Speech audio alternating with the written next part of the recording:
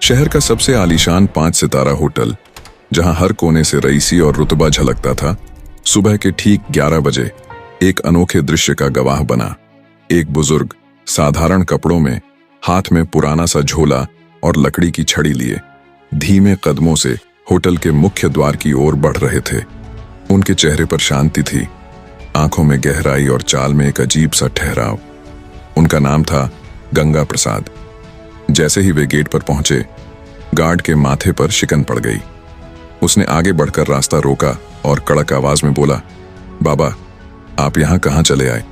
ये कोई साधारण जगह नहीं है। यहाँ बड़े बड़े लोग आते हैं। आपका क्या काम है? गंगा प्रसाद ने हल्की मुस्कान के साथ जवाब दिया, बेटा, मेरी यहाँ बुकिंग है, बस उसी के बारे में पूछना था। गार्ड ने ठहाका लगाया और अपने साथी की ओर देखकर बोला, अरे सुन तो, बाबा कहते हैं उनकी बुकिंग है। फिर उसने गंगा प्रसाद से कहा, बाबा, जरूर कोई गलती हुई होगी।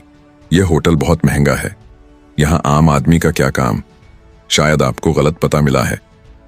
इसी बीच होटल की रिसेप्शनिस्ट राधा कपूर ने यह बातचीत सुन ली। उसने गंगा प्रसाद को सिर से पांव तक देखा। उनकी सादी धोती कुर्ता, पुराना झोला और छड़ी देखकर उसके होंठों पर तिरस्कार भरी मुस्कान तैर गई। वह बोली, बाबा, मुझे नहीं लगता कि आपकी इस होटल में कोई बुकिंग होगी। यह जगह बहुत महंगी है। आप शायद गलत जगह आ गए हैं। गंगा प्रसाद ने उसी शांत स्वर में कहा, बेटी, एक बार सिस्टम में चेक तो कर लो, शायद मेरी बुकिंग यहीं हो। राधा ने लापरवाही से कंधे उचकाए और बोली, ठीक है बाबा, लेकिन इसमें समय लगेगा। आप वहां वेटिंग एरिया में जाकर बैठ जाइए। गंगा प्रसाद ने सिर हिलाया और लॉबी के एक कोने में रखी कुर्सी की ओर बढ़े। उन्होंने झोला जमीन पर रखा, छड़ी पर हाथ टिकाए और चुपचाप बैठ गए। लेकिन लॉबी का माहौल अब अजीब हो चला था। वहां मौजूद गेस्ट्स उन्हें अजीब नजरों से घूर रहे थे। कोई फुसफुसाया, लगता है मुफ्त का खाना ढूंढने आया है। दूसरा बोला, इसकी औकात तो यहाँ का एक गिलास पानी खरीदने की भी नहीं। एक छोटे बच्चे ने अपनी मां से मासूमियत से पूछा, मम्मी, ये बाबा यहाँ क्यों बैठे हैं? ये तो होटल वालों जैसे नहीं दिखते। मां ने जवाब दिया, बेटा, किस्मत की मार है। जब किस्मत साथ ना दे तो इंसान को ऐसे ही सुनना पड़ता है। राधा फिर से वहां से गुजरी और अपने साथी स्टाफ से बोली, पता नहीं मैनेजर साहब क्या कहेंगे। ऐसे लोगों को यहां बैठने देना होटल की इमेज के लिए ठीक नहीं। साथी ने हंसते हुए कहा, कोई बात नहीं, थोड़ी देर में खुद ही उठकर चला जाएगा। गंगा प्रसाद यह सब सुन रहे थे, लेकिन एक शब्द नहीं बोले। वे बस चुपचाप इंतजार करते रहे। उनकी आंखें कभी घड़ी की ओर जाती, कभी रिसेप्शन की ओर। उन्हें उम्मीद थी कि कोई उनकी बात सुनेगा, लेकिन 1 घंटा बीत गया और कोई जवाब नहीं आया। आखिरकार गंगा प्रसाद ने कुर्सी का सहारा लिया और धीरे से खड़े हुए। रिसेप्शन की ओर देखकर बोले, बेटी, अगर तुम व्यस्त हो तो अपने मैनेजर को बुला दो, मुझे उनसे कुछ जरूरी बात करनी है। राधा ने मन ही मन सोचा, अब इसे मैनेजर से भी मिलना है। उसने अनमने ढंग से फोन उठाया और होटल मैनेजर विक्रम खन्ना को कॉल किया। सर, एक बुजुर्ग आपसे मिलना चाहते हैं। विक्रम ने दूर से गंगा प्रसाद को देखा और फोन पर हंसते हुए बोला, क्या ये हमारे गेस्ट हैं या बस यूं ही चले आए? मेरे पास अभी वक्त नहीं, इन्हें बैठने दो, थोड़ी देर में चले जाएंगे। राधा ने वही बात दोहराई और गंगा प्रसाद को और इंतजार करने को कहा। गंगा प्रसाद ने गहरी सांस ली और फिर से उसी कोने की कुर्सी पर बैठ गए। लॉबी में ताने और ठहाके अब और तेज हो गए, लेकिन उनकी आंखों में वही धैर्य था, मानो कह रहे हों, सच को छिपाया जा सकता है पर रोका नहीं। इंतजार और अपमान समय धीरे धीरे बीत रहा था। गंगा प्रसाद के लिए हर मिनट भारी पड़ रहा था। राधा फिर उनके पास आई और रूखे अंदाज में बोली, बाबा, आपको और इंतजार करना होगा। मैनेजर साहब अभी भी बिजी हैं। गंगा प्रसाद ने मुस्कुराकर सिर हिलाया और बोले, ठीक है बेटी, मैं इंतजार कर लूंगा। उसी समय होटल मैनेजर विक्रम खन्ना अपने केबिन में बैठा किसी विदेशी क्लाइंट से फोन पर बात कर रहा था। उसके चेहरे पर घमंड साफ झलक रहा था। फोन रखते ही राधा का फिर से कॉल आया। उसने कहा, सर, वो बुजुर्ग अब भी लॉबी में बैठे हैं, आप एक बार मिल लीजिए। विक्रम ने हंसते हुए कहा, बैठने दो, थोड़ी देर में थक कर चला जाएगा। मेरे पास ऐसे फालतू लोगों के लिए वक्त नहीं। तभी वहां होटल का बेल बॉय अर्जुन शर्मा आया। उसने गंगा प्रसाद को देखा, जो सबके तानों के बीच चुपचाप बैठे थे। अर्जुन की आंखों में उनके लिए सम्मान था। वह धीरे से पास गया और बोला, बाबा, आप कब से बैठे हैं? क्या किसी ने आपकी मदद नहीं की? गंगा प्रसाद ने मुस्कुराकर कहा, बेटा, मैं मैनेजर से मिलना चाहता हूं, पर लगता है वे व्यस्त हैं। अर्जुन का चेहरा सख्त हो गया। बाबा, आप चिंता मत करो, मैं अभी उनसे बात करता हूं। गंगा प्रसाद ने सिर हिलाया और बोले, तुम्हारा बहुत धन्यवाद बेटा, भगवान तुम्हें सुखी रखे। अर्जुन तेज कदमों से विक्रम के केबिन की ओर गया, दरवाजे पर नॉक किया और अंदर गया। विक्रम ने इशारे से पूछा, क्या बात है? अर्जुन ने आदर से कहा, सर, लॉबी में एक बुजुर्ग बैठे हैं, वे आपसे मिलना चाहते हैं। विक्रम ने भौहें चढ़ाई और ठंडी आवाज में बोला, अर्जुन, तुम्हें कितनी बार कहा है, फालतू लोगों से दूर रहो। वो कोई गेस्ट नहीं, शायद कोई भटक गया है। अर्जुन ने फिर कहा, लेकिन सर, उन्होंने कहा है कि उन्हें आपसे जरूरी बात करनी है। विक्रम हंस पड़ा।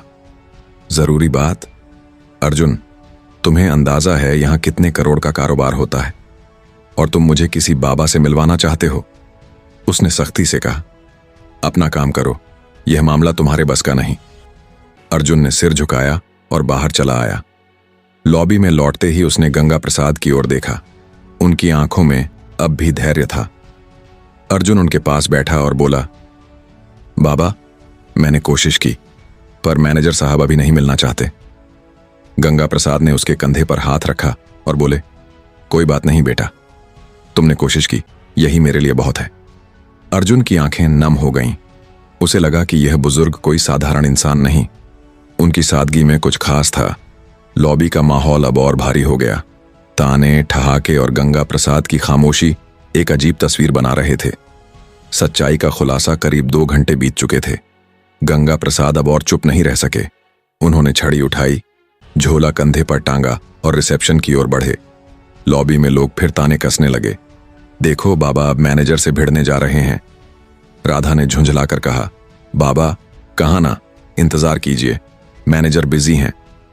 गंगा प्रसाद ने शांत लेकिन दृढ़ स्वर में कहा, बेटी, बहुत इंतजार कर लिया, अब मैं खुद उनसे बात करूंगा। वे सीधे विक्रम के केबिन की ओर बढ़े। लॉबी में सन्नाटा छा गया। सबकी नजरें उनकी ओर थीं। जैसे ही उन्होंने केबिन का दरवाजा खोला, विक्रम अपनी घूमने वाली कुर्सी पर अकड़ के साथ बैठा था। हाँ बाबा, क्या शोर मचा रखा है, बताइए, क्या काम है? उसने तल्खी से पूछा। गंगा प्रसाद ने झोले से एक लिफाफा निकाला और बोले, ये मेरी बुकिंग और होटल से जुड़े कुछ कागज हैं, कृपया देख लीजिए। विक्रम ने हंसते हुए लिफाफा लिया, लेकिन बिना खोले टेबल पर पटक दिया। बाबा, जब जेब में पैसे नहीं तो बुकिंग की बात बेकार है। मुझे आप जैसे लोगों की शक्ल देखकर ही पता चल जाता है कि आपके पास कुछ नहीं। ये होटल आपके बस का नहीं, चले जाइए। गंगा प्रसाद ने उसकी आंखों में देखा। उनकी आवाज अब गहरी हो गई थी। बेटा, बिना देखे कैसे तय कर लिया? इन कागजों को देख तो लो, सच्चाई वैसी नहीं होती जैसी दिखती है। विक्रम ने कुर्सी पर पीछे झुककर जोर से हंसते हुए कहा, मुझे कागज देखने की जरूरत नहीं, मैं सालों से इस होटल को चला रहा हूं। आपकी शक्ल बता रही है, आपके पास कुछ नहीं। लॉबी में कुछ गेस्ट्स भी हंसने लगे। गंगा प्रसाद ने गहरी सांस ली, लिफाफा टेबल पर रखा और बोले, ठीक है, तुम्हें यकीन नहीं तो मैं जाता हूं, लेकिन याद रखना, जो तुमने आज किया उसका नतीजा भुगतना पड़ेगा। वे धीरे धीरे बाहर निकल गए। उनकी झुकी कमर और धीमी चाल ने लॉबी में सन्नाटा छोड़ दिया। विक्रम अपनी कुर्सी पर बैठा मुस्कुराता रहा। उसके चेहरे पर घमंड और तिरस्कार का भाव था। लेकिन अर्जुन शर्मा ने वह लिफाफा उठाया। उसने चुपके से होटल के सर्वर पर लॉगिन किया और लिफाफे की डिटेल्स चेक की। कुछ ही मिनटों में उसकी आंखें चौड़ी हो गईं। स्क्रीन पर साफ लिखा था, गंगा प्रसाद, इस होटल के 65% शेयर होल्डर और संस्थापक। अर्जुन की सांसें तेज हो गईं। उसने तुरंत रिपोर्ट प्रिंट की और विक्रम के केबिन में भागा। सर, ये देखिए, वे बुजुर्ग हमारे होटल के मालिक हैं।